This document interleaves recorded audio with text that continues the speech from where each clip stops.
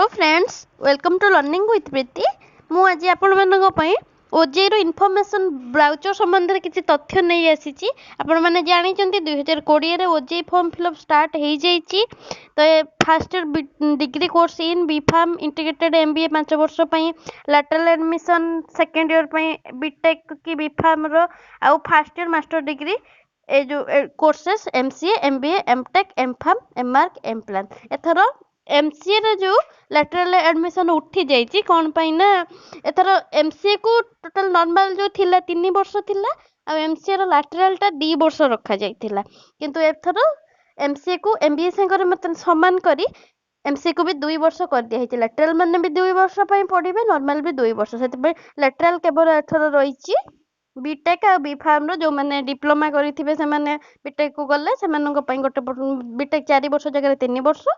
तो B pharm भी सेमिति आ third semester second year third semester पाखरु से माने पढ़िबे आउ न हले एमसीए एटा एक्सेप्शन अछि एथर बहुत छंकर एटा डाउट रहउची कि एमसीए लेटरल एंट्री काहे कि फॉर्म भरिया को ऑप्शन आसुनी काहे कि ना एथर पकुतरे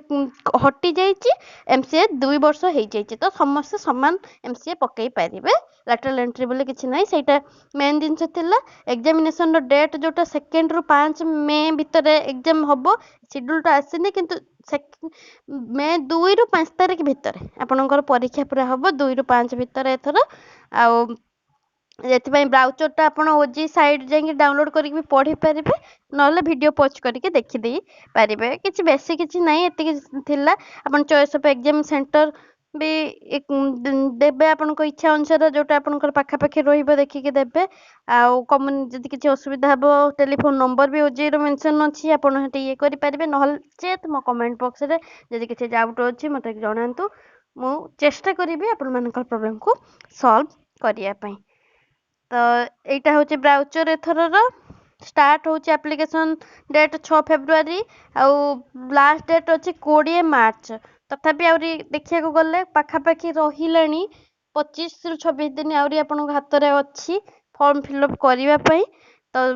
लास्ट टाइम को वेट करंतुनी जदि आपन चाहउथंती भरिबा को तो जते शीघ्र भरि दियंतु लास्ट बेल को सर्वर जाम हे जाय जा फॉर्म पक्के को असुविधा हबो जेहेतु फी पेमेंट भी रहउची ना एथिरे तो फी पेमेंट रे भी प्रॉब्लम हे पारे आपन को तो जते जल्दी पारुचंती भरि नेबे आउ एडमिट कार्ड रो डेट 20 एप्रिल आपण मानकर एडमिट कार्ड आसी जिवो विभिन्न कोर्स पई एग्जाम अछि तो 2 रु 5 तारिख भीतर एग्जाम रखा है को दिन को कोर्स पई एग्जाम रहिबो तो आपण एडमिट कार्ड आसिले सेटा जानि पड़िए 20 एप्रिल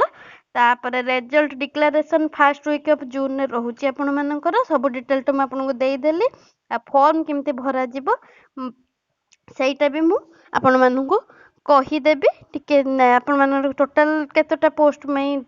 5टा कैटेगरी रही ए कैटेगरी जोटा रही बी फार्म आउ इंटीग्रेटेड एमबीए जोटा कि 5 वर्ष पई रहउची आ बी कैटेगरी जोटा लैटरल एंट्री रहउची बीटेक जो माने डिप्लोमा करके जाउचंती से माने आउ बी फार्म जो फार्मेसी स्टूडेंट माने से माने भी माने लैटरल एंट्री अछि आ सी कैटेगरी रहले एमबीए एमसीए तो एक्सेप्शन जोटा मु एथर कहि देली कि 2 वर्ष ही हे जाइछि तो चिंता करियार किछि नै लैटरल एंट्री कोन पई आसुनी अलका तो समस्त पई समान हे जाइछि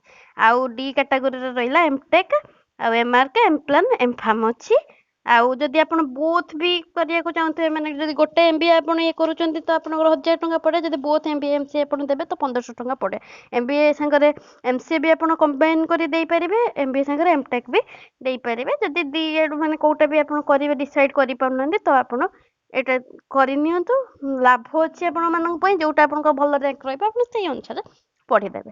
तो गोटे ए बी सी डी जो 4टा लेवल कोर्स पई 1000 टका आ ई तुम कोइली कंबाइन तोटा 1500 टका पड़ियो 500 टका आपण मानक कम भी पडुची तो एटा सुविधा भी रहइबो जदि आपण कंफ्यूज रहउचंती एमबीए की एमसीए करिवे कि एमबीए की एमटेक करिवे ताहले एटा भरि दबाटा ठीक रहइबा आपण कपर तो एतिकी जणेबार थिला आ फॉर्म फिलअप डिटेल तो किछि दिन आगर मो वीडियो करिके आपण मानक पाखको छाड़ी थिली पूरा डेमो गोटे करिके देखैथिली तो सेतिकी थैंक यू